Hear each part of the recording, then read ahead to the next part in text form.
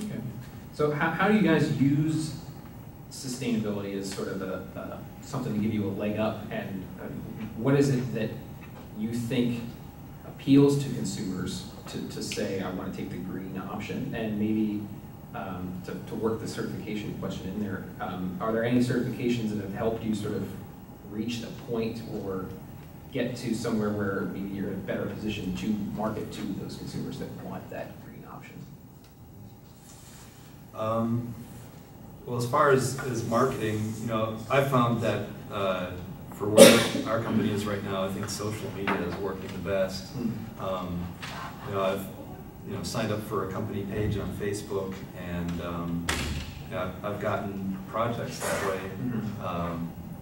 And I basically don't read the newspaper anymore. I read my Facebook news feed, and that gives me a lot of the information that I want to get. So, you know, I think there's a lot of people doing that. And you know, maybe that is more green than advertising in a print. Yeah. I don't know if we have any print publication people here, but anyway. Yeah. And also, I think more effective. Honestly, I have done some advertising that, you know, not a lot of results.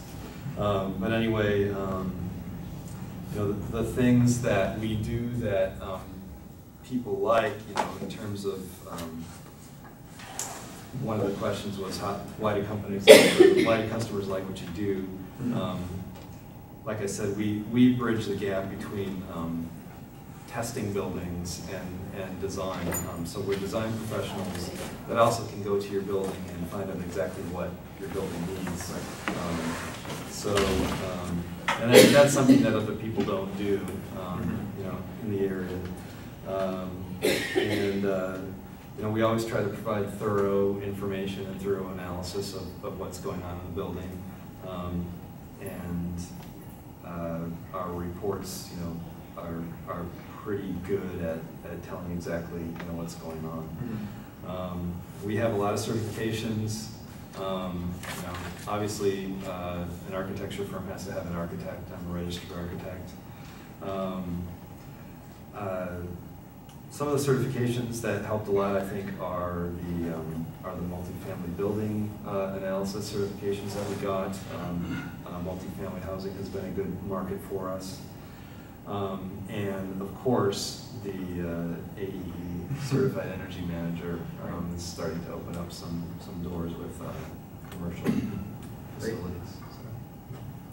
I remember we did this in 2006 and into 7. I wish I just had been a year ahead of myself to have gotten some things into my building that would have really been way ahead of its time. Just little, even things like our toilets are like 1.5 gallon instead of 1. I mean, there's things I could have done. The kind of the technology was there, but I didn't do it for. It was unexpected to see the results that came from it, because I wanted to get certified, and then they said, congratulations, you are, by the way, you're the first in Pennsylvania. I was like, oh, that's great.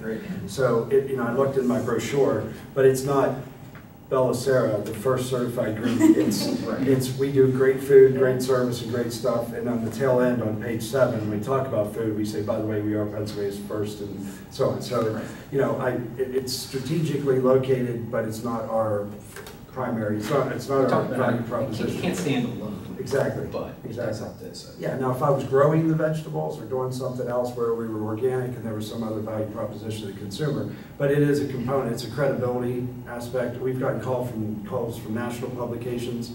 I present in Las Vegas at the annual Cater Source Conference in front of 3,000–4,000 people. My trip is paid for. There's little kind of financial backs, you know, that cover, you know, and give back in ways like that. But obviously, the whole financial, it's just not. I was thinking just on my way here, where could I better locate it in my building? You know, other than the GRA label that sits on the front door, off to the side with a couple other certifications, Board of Health and stuff like that. But it's kind of a peace of mind thing more so than a major angle that we take. But it certainly doesn't hurt ever.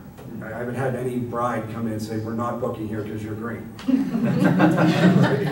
Whereas we've had several say, we chose you to cater our off-premise event at Armstrong Farms because we love that country facility and we love your style of food. It fits into what we do and so on. So certainly a compliment, but never a negative. Right.